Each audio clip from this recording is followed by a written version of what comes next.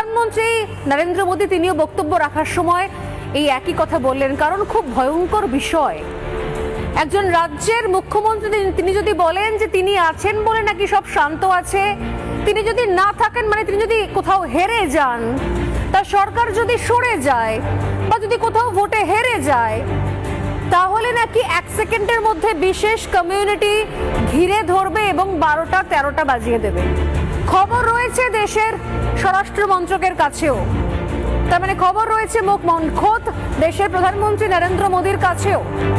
মানে তারাও দেখছেন যে আসলে পশ্চিমবঙ্গে ল অ্যান্ড অর্ডারটা কোন জায়গায় দাঁড়িয়ে রয়েছে, যে একজন নির্বাচিত মুখ্যমন্ত্রী ধরনের কথা বলতে পারেন। আজকে জনসভা থেকে সেই বিষয়টা তুলে ধরলেন নরেন্দ্র মোদী নিজে।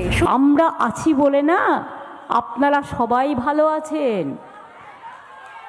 আর যদি আমরা না থাকি কোনোদিন সেরকম আসে 1 সেকেন্ড লাগবে